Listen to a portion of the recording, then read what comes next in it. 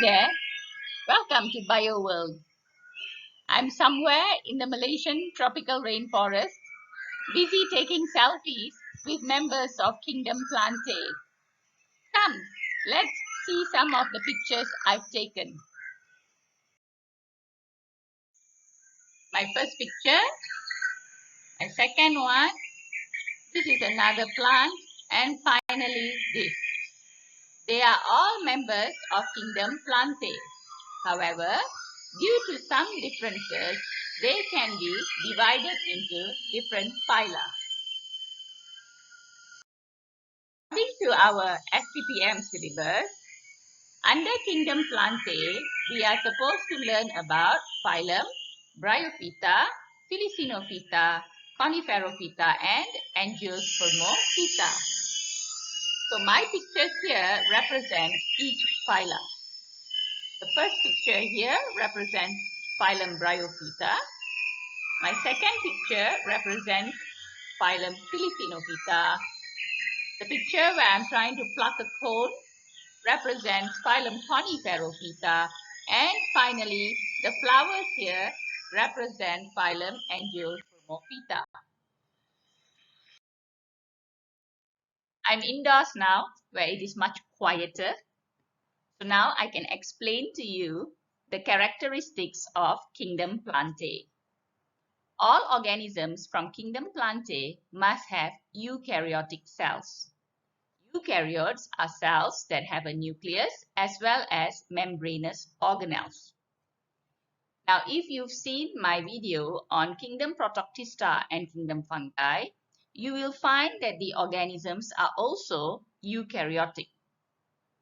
However, we can differentiate Kingdom Plantae from Kingdom Protoctista by looking at the number of cells.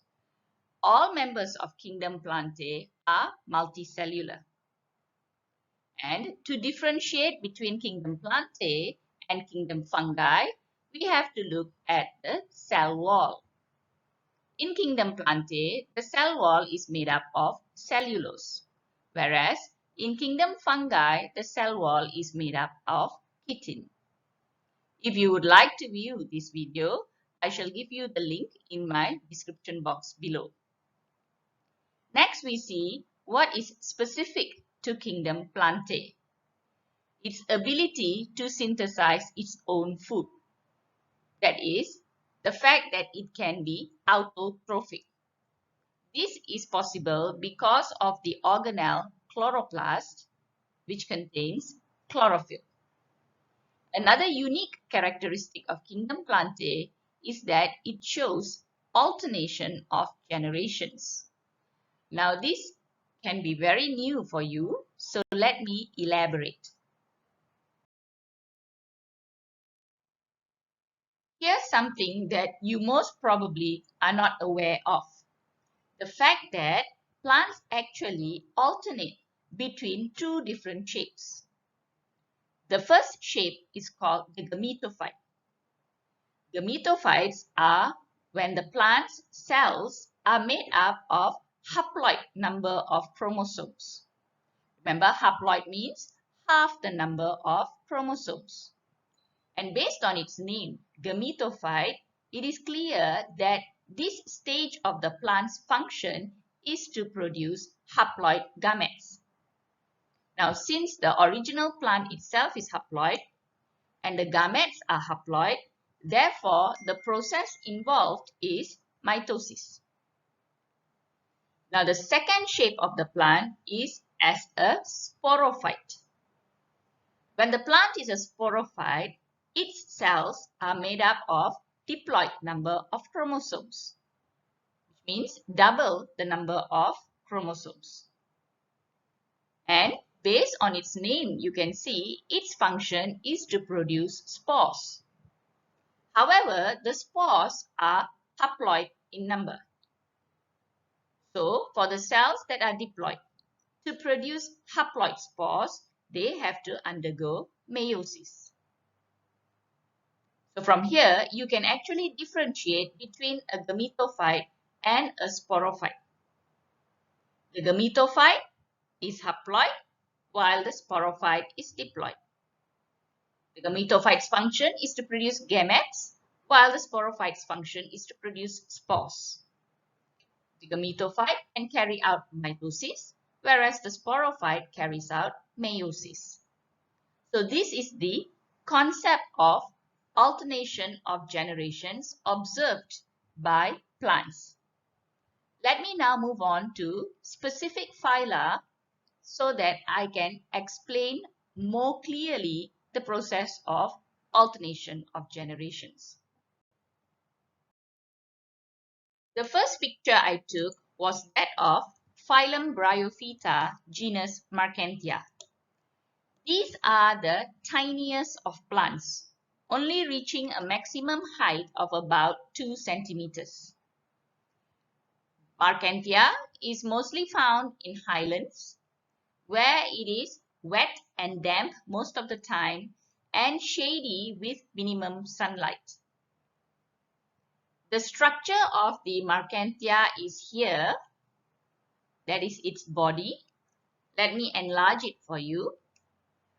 So you can see it appears like a leaf, but actually it is not a true leaf since it does not have stomata, nor does it have xylem or phloem. So we call this structure as a thalloid body. Neither does it have roots. This is the underside of the thalloid body, and these fibers that you see are called rhizoid. Their function is to hold the Marchantia onto the soil. These plants are so small that they can directly absorb water from their environment. Thus, they are avascular. That means they have no vascular tissues. If you are observant, you will notice that there are tiny black dots on the thalloid body. Upon further investigation, you can see that there are tiny cells within these cups. These cups have a name. They're called the gamma cup. When rain pours, the raindrops will fall into these cups and cause these tiny cells to be flushed out to the soil. So once these tiny cells land on the soil, they will germinate into a new thalloid body. So this is a form of asexual reproduction. So then, what are these floral-like structures? These structures are necessary for sexual reproduction. It so happens that the picture that I have taken is that of a male thalloid body. The female thalloid body looks like this. So this male structure is called an antheridium, while the female structure is called an archegonium. The antheridium will produce male gametes that will swim towards the egg within the female structure. Fertilization will occur and a zygote will develop on the underside of the female structure called the archegonium. Then this zygote will carry on to do mitosis and grow into a capsule. And within this capsule, spores will be formed. And when these spores are released, they will land on the soil and grow into a new thalloid body. So this is the sexual reproduction process where actually alternation of generation is observed. You see, the structure that we call the thalloid body or the thallus is haploid. So we call that the gametophyte generation. So these thallus, remember, the male or the female thallus will produce the male sperm and the female egg through the process of mitosis since the gametes are also haploid. Then, when the male gamete swims to the female egg, The process of fertilization occurs, and then the zygote will develop into these capsules. So this capsule structure is diploid. Thus, it becomes the sporophyte. And within this capsule structure, meiosis will occur so that haploid spores form. So the spores then will be released from the capsule and, as mentioned earlier, land on the soil to repeat the cycle once again. So you see, the Marchantia can exist half of its life cycle in the form of a thallus, which is the gametophyte generation, and can also exist in the form of a capsule, which is the sporophyte generation. So this is an example of alternation of generation. Let me summarize the characteristics of the gametophyte and sporophyte in phylum Bryophyta. The gametophyte is the multicellular haploid stage, and in the case of Bryophyta, we see this structure most often. So because of that, the gametophyte generation is considered the dominant stage. It's green, so it can carry out photosynthesis and supply nutrients to the sporophyte, which you notice is brown in color. And of course, as we have learned earlier, from the word gamete, it tells us that the gametophyte will produce the haploid gametes via mitosis.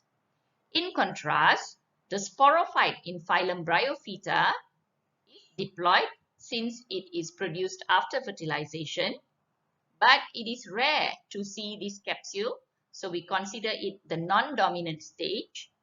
And based on its color, it's clear that it cannot do photosynthesis, so it's very dependent on the gametophyte for nutrients.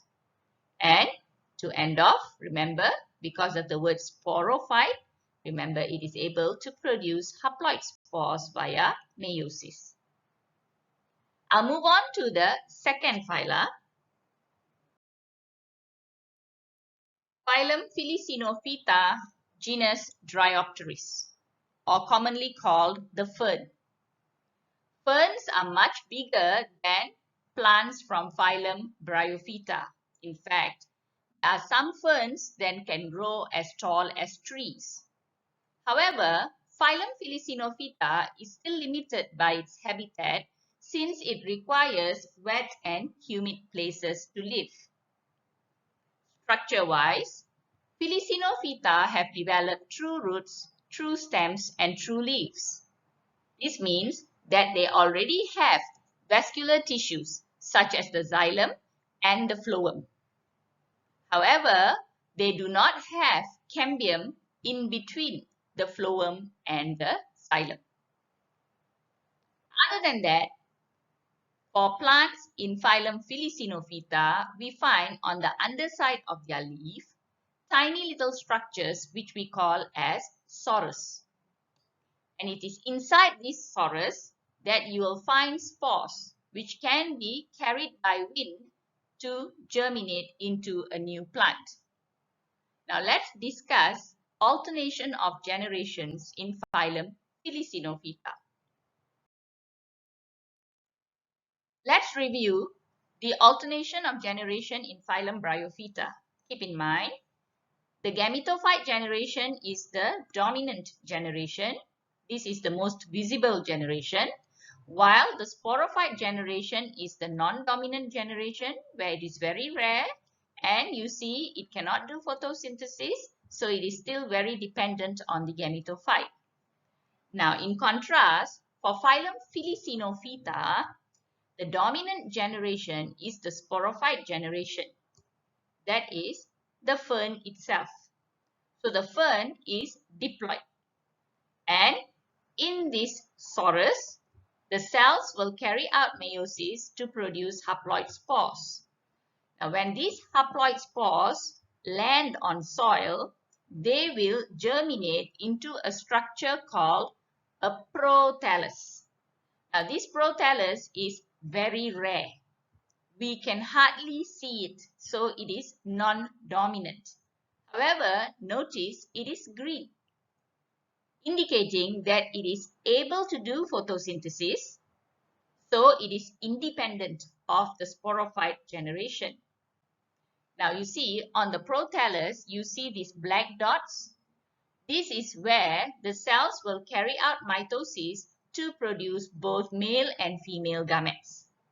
And when these gametes are fertilized, they develop into a new sporophyte. So this is the alternation of generation in phylum Filicinophyta. In summary, the gametophyte of phylum Filicinophyta has similarities with the gametophyte of phylum Bryophyta in that it is haploid, can do photosynthesis, independent of the sporophyte, and produces haploid gametes via mitosis. However, it is different in that it is not the dominant stage. In phylum Filicinophyta, we find the sporophyte is the dominant stage where it can do photosynthesis and is independent of gametophyte. Yet, it has similarities with the sporophyte in phylum Bryophyta in that it is diploid and produces spores via meiosis. So remember kids, be very aware of the similarities and differences between phylum Bryophyta and phylum Filicinophyta when it comes to alternation of generations. The next picture that I have is of phylum Coniferophyta genus Pinus, better known as your Christmas trees. Unlike Bryophyta and Filicinophyta, Coniferophyta does not need damp and moist environment. It has adaptations to enable it to live in drier areas. For example, its leaves are needle-like. So, there is a smaller surface area that helps to reduce water loss. Coniferophyta also can grow into tall trees because their roots and stems have vascular tissues. However, the vascular tissues are incomplete. This means that their xylems are only made of xylem tracheids, xylem vessel is absent, and their phloem is only made up of sieve tubes. Companion cells are absent. Other than that, Coniferophyta are interesting plants because they do not have flowers. Instead, their reproductive organs are in this structure called a cone, thus the name Coniferophyta. If we look at the structure of the cone, upon fertilization, they develop seeds. However, the seeds are not enclosed by an ovary, thus Coniferophyta do not bear fruits. In contrast, Angiospermophyta, my last picture, has flowers. The flowers are its reproductive organs.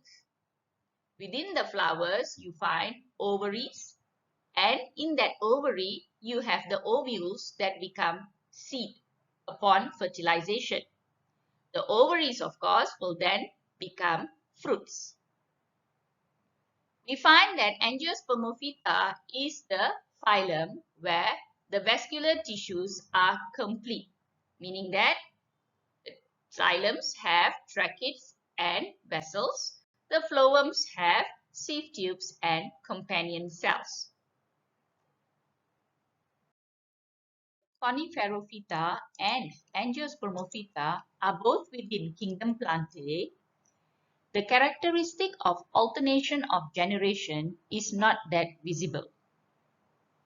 You see, the Christmas tree and the flowering plants have diploid cells. So these are the dominant structures and they are the sporophyte generation. Inside the cone of Coniferophyta and the flower of Angiospermophyta, there are cells that undergo meiosis to produce spores. The male spores are called microspores whereas the female spores are called megaspores. Now, if you recollect, in Bryophyta and Filicinofita, the spores are released, and when they fall onto the soil, they germinate to form gametophytes. In Coniferophyta and Angiospermophyta, the gametophytes remain inside the structure of the cone and inside the structure of the flower. They do not become individually separate from the sporophyte. So that's why the alternation of generation is not visible in these two phyla. The gametophyte cells will then do mitosis to form the male and female gamete that will carry out fertilization to form the next generation of sporophytes. This process of gametogenesis can be viewed in my video on plant sexual reproduction. The link is provided in the description box below. So with that, we conclude our discussion on Kingdom Plantae, focusing on phylum Bryophyta, example Marchantia, phylum Filicinofita, example Dryopteris, phylum Coniferophyta, example Pinus, and Angiospermophyta. In my next video, we'll talk about Kingdom Animalia. Bye-bye.